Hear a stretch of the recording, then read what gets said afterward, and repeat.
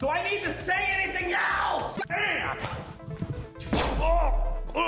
Welcome back, ladies and gentlemen. Goku Jordan's Canada Mudakonut, and of course, the creepy looking blankets people lurking in the shadows for reasons we may never know because of budget constraints. Welcome to today's video where, can you feel it? It's getting a little hot in here. The heat is being dialed up with the newest edition in Star Wars Galaxy Heroes CX-2. We are in the middle of our rebranding, our rebuilding of the Lord Vader team. Everything you remember about Lord Vader, out the window, to the wall, out the window, get it? People, now's not the time for jokes because CX-2 is serious business. A lot of the things I wish Lord Vader would have over the past several years is coming to life, and still, we aren't even done yet. But at the same time, with 3v3 around the corner, we can see some pretty nasty stuff that this team can do already. So if you're ready, go ahead, take your best Gar Croc, smash that like button. Let's get down to business. All right, so real quick, before we start talking about the good, and I have some concerning stuff about this character, but it's probably going to be dispelled here very shortly in the next few days. Let's quickly talk about mod Zeta Omicron recommendations. Mod recommendation on screen, let's go. So here's the recommended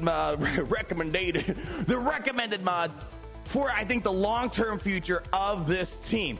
With the Omicrons, for example, we're getting a lot of offensive gains that we can't quite experience just yet. Furthermore, CX-2's unique ability gets a lot of offense gains for all these extra additional Empire allies on the team, which we're going to get some more clones here in the foreseeable future.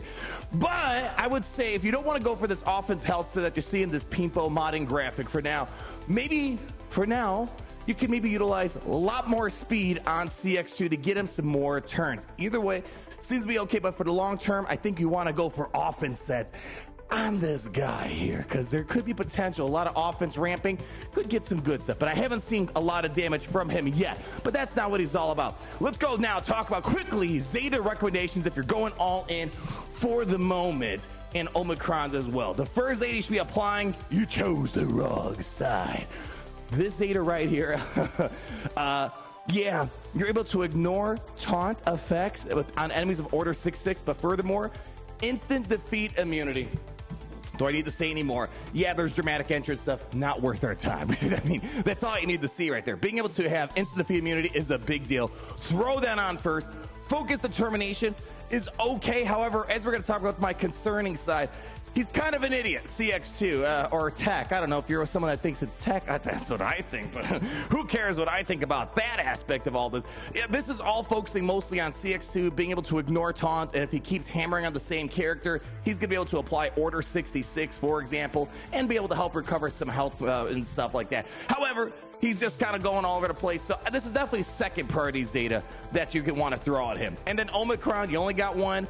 This is what I want to make sure I emphasize before we talk about today's gameplay. What you're seeing today, and we're seeing some good stuff, we do not have the 3-3 Omicron, and this looks to be amazing. This is currently bugged where it's costing 20 Omicrons instead of 10, but they said they will fix it. CG, fix your game. You guys know the deal. But what you're missing out in today's gameplay is we're going to break down. We don't have the fact that he is immune to taunt effects and can't be targeted during enemy turns. We don't have that right now. That's going to make things exponentially more complicated in terms of countering this guy. Furthermore, Empire allies gain 100% max health.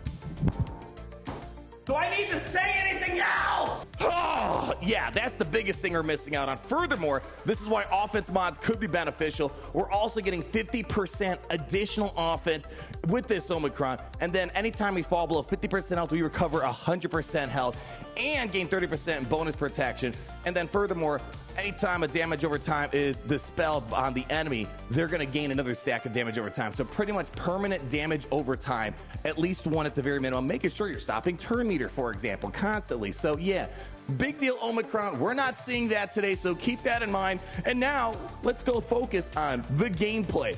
Let me put it plain and simply. There's a few different ways to look at this. But right now, if you want to consider the Datacron, which is a reality at the time of this video, it's the Oppo Datacron. Essentially, Lord Vader, CX-2, and Oppo can just three-man all the teams in the game, it feels like. Even in, like, I'm talking 3v5 scenario here. They're able to just crush, you know, the Ahsokas, the Kenobis. You name it, they're kicking massive butt. It's insane.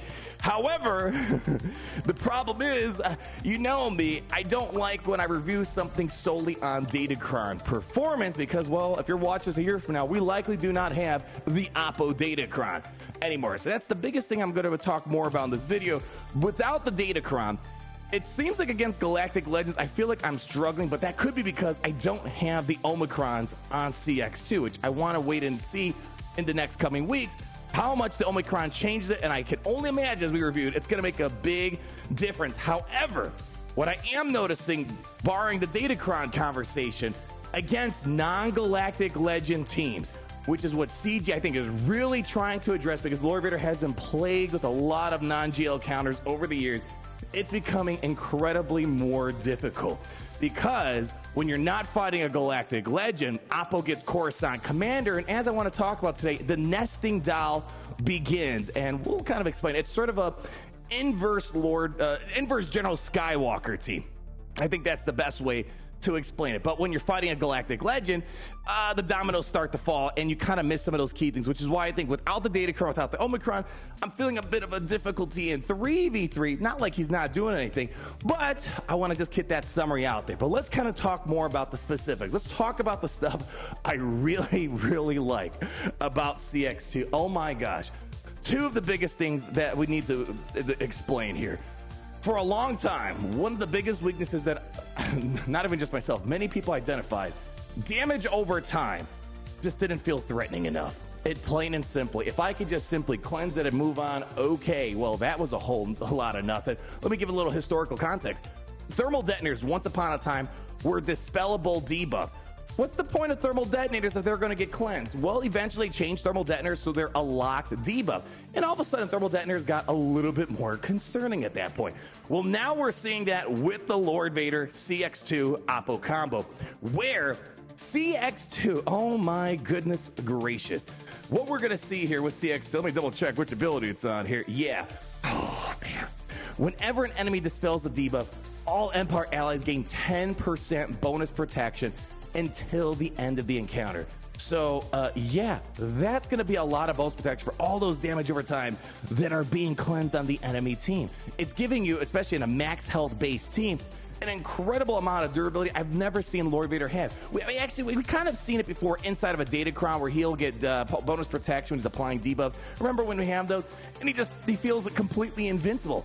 We get a degree of that now. So now there's a penalty if you're cleansing. For example, the Fennec Shan, Beskar Mando Grief Karga lineup, or almost every team has some sort of cleanse, making damage over time worthless. You're going to make your team super durable, and it's an amazing passive attribute. It's almost in a way taking that bonus protection mechanic that like Jedi Master Kenobi has that's super annoying, and now Lord Vader has it on his team. That right there is one of the biggest improvements that we're seeing from CX-2, and it makes me completely enthusiastic to see that we're getting something like this. There's damage over time means something in an indirect way. Secondly, the other thing that just absolutely transforms the Lord Vader lineup than we've never seen before, anti-insta-kill. From that Zeta that we broke down, from you chose the wrong side. Do I need to explain this that much? The biggest problem was Lord Vader against Kenobi. His counterpart and Kenobi was just vastly superior. It's proven, factual. That's the case here. Don't get me started on the old Lord Vader shenanigans because we're in the new dawn, people. Be happy. Just imagine you're just Lord Vader. Wasn't there like a Robot Chicken skit where Lord Vader, he's going in the flowers, he's slicing them down, but he's really slicing down younglings. That's going to be him slicing down all these teams in Grand Arena. But the problem was against Kenobi.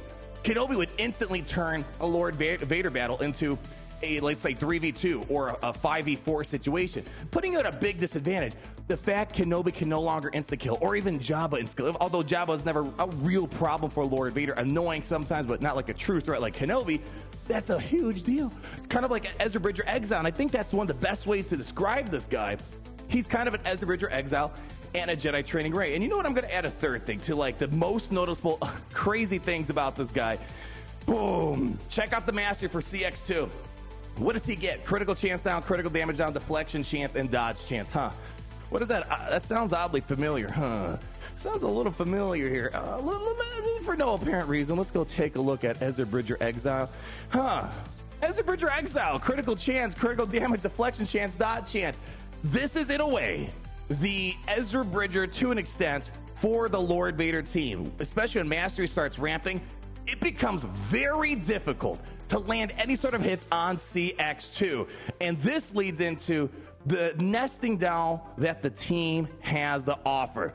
And let's quickly explain the nesting doll. And again, we have more clones to come. I'm assuming we're going to build on top of this. But remember, Oppo, assuming we're fighting a non-galactic legend, I have to keep reminding myself of this. Assuming we're fighting a non-galactic legend, you get Coruscant Commander. If you're fighting a galactic legend, you don't get all this stuff that we're going to talk about. But what happens is he cannot be defeated if there's an active ally Lord Vader. Okay, so what does that put us in for CX-2? Now, if we take a look at CX-2, he's kind of building into this nesting doll, where with CX-2, and then with the Omicron specifically, oh, actually, well, two things. If Oppo's there, you could ignore taunt on enemies of Order 66, which is pretty nice. But if Oppo's active and you have the Omicron in 33 Grand Arena, CX-2 is immune to taunt effects and can't be targeted during enemies' turns. So essentially what that means, if you want to break up this chain link that's going, this nesting doll, you need to take out Lord Vader first, which allows you to finally take out Oppo, which finally allows you to target CX-2. So you can see how this is kind of a problem, right? Especially for non-galactic legend teams. Against galactic legends, they can just blitz down Oppo and you're done. You don't have to worry about this whole cheesy thing they got going on. And this, in a way, I don't know what the rest of the team's going to look like. We have two more clones, Scorch, Disguise, Clone Trooper. What this is going to look like moving forward, but it's starting to feel like an inverse General Anakin Skywalker team, where basically, well, minus insta-kills, of course, you kind of got to destroy all the clones before you get the gas. Well, here it seems like you have to take down Lord Vader before you take down at least these two clones. Who knows what the rest of the team is going to offer? So they're leaning into one of the best things about Lord Vader, which is the incredible amount of protection and health, the massive health pool he would get at the end of the day, and letting him be the tank. Because generally Lord Vader, in most Lord Vader battles of old days, he's usually the last one standing because it takes a lot of time to work him down. Well, they're taking the success of him and they're really leaning into it, where you got to take him down first, assuming you're not using the Galactic Legend, before you work down the rest of the team.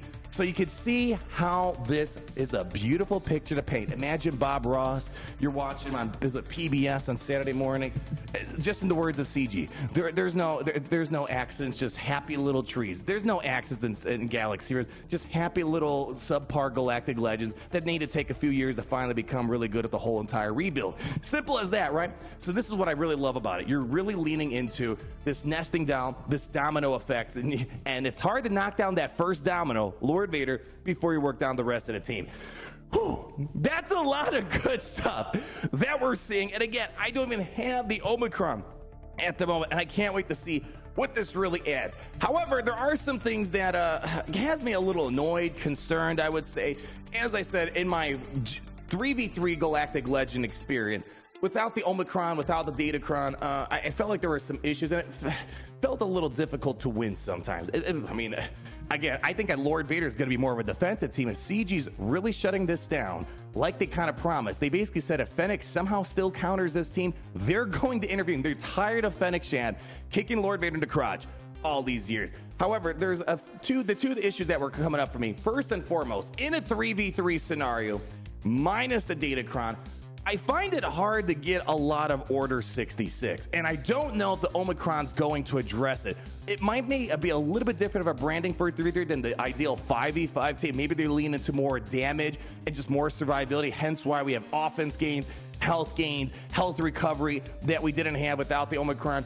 Because without Order 66, it feels like I'm not getting the full benefit. And remember, focus then determine if I can use CX-2's abilities against the same enemy 3 times in a row, you get Order 66 to apply. Okay. The other way of getting Order 66 to apply is through Oppo with no witnesses. If an enemy has 8 or more stacks, the target enemy, not just any enemy, then you get Order 66. Getting 8 stacks can be kind of challenging to get. So I felt between needing to hit someone 3 times, and then I get Order 66 for a limited window, and then needing to rely on no witnesses, I found it difficult to keep Order 66 on, and that's kind of the magic sauce of this team. It's basically a mini Ice League. Now with the Datacron, no problem at all. But again, the Datacron's not going to be here forever, right? The Datacron that Oppo has, you snooze, you lose. If you don't have it, you don't have it now. But this gives you way more Order 66. So, yeah, I want to point that out. You might notice that if you're not used to the Datacron a year from now, but who knows what the rest of the team might look like. CG, they told us the ideal split they have planned. Lord Vader, Oppo, CX-2 together. And then eventually we're going to get a Tarkin rework touch-up, and then that will be a Scorch and Disguised Clone Trooper. However, more will have to be determined down the road. But anyways, as you see here, whenever any amount of damage over time is dispelled, Oppo's going to inflict Order 66 on a random enemy. So yes, that's a big problem that you don't really get to see unless you have the Datacron. Now, the other thing that I'm not too keen on is that unique ability, how he gets Order 66, and more specifically as well, how the enemy AI controls him. Kind of the big problem I'm seeing is, especially when he's on defense, this is very much, and it kind of leans into my theory, it's not that unique, but that CX-2 is tech. Of course, wasn't confirmed, but it felt like it was alluded to that it was tech, a Bucky Barnes, Winter Soldier type of storyline like from Marvel. It's the thing is, when he's on defense and you do him on full auto, it's like the new Bad Batch team, where the new Bad Batch team needs to keep hammering down on one character to get all the target practice. You know the drill in that team. They're bringing that degree here as well, but on offense, on auto, he's just randomly hitting people. He's not getting that Order 66, and especially on defense, does the same thing. Not focus firing, and he's like, oh, I'm going to hit this person, I'm going to hit that person, and it's not helping me out. So those are the 2 biggest things I'm seeing that are kind of an issue, and again, it could be rectified by the Omicron, which we are going to see in the next month here, starting in tomorrow when Grand Arena is up and running. And the other thing was just his AI handling seems to be less than stellar, is what I'm noticing. Everything else about his kit, I'm not like crazy about. It's mostly the unique abilities that are huge for Lord Vader.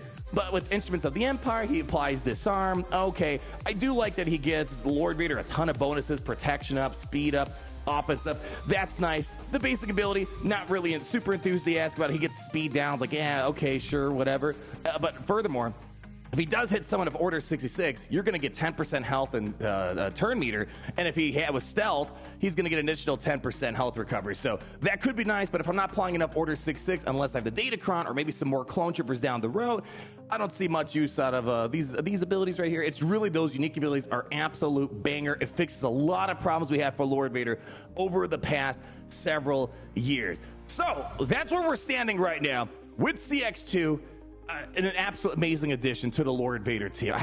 I think it's kind of hard to argue against it at this point. This addressed a lot of stuff that we need, and keep in mind, missing out on that Omicron, want to make it very clear, this could very well be a situation like, Malgus, Malicos, Darkseid Vision Ray. A lot of people felt, not like 100% there, and I'm like, just wait till we get the Grand Arena. I promise you, I think you're going to see something a little bit better. And as we know today, people love Darkseid Vision Ray, Malgus, Malicos. I love this character, but I think I'm going to love it a lot more when we have the Omicron. So time will tell. We'll have to wait and see. And of course, 2 more clone troopers.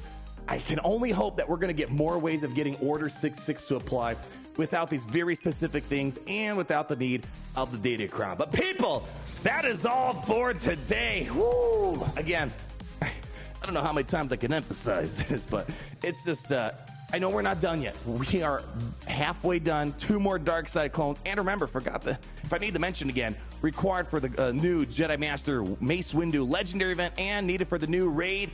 There's going to be a lot of utilization for this guy, the rest of the clones, and just seeing Lord Vader just get a complete rebuild from top to bottom during the Revenge of the Sith era. Whew. Life is good, my friends. That's all I can say. Leave that like, comment down below, subscribe so you're not missing a thing. And always remember how it's great to be in the Empire today.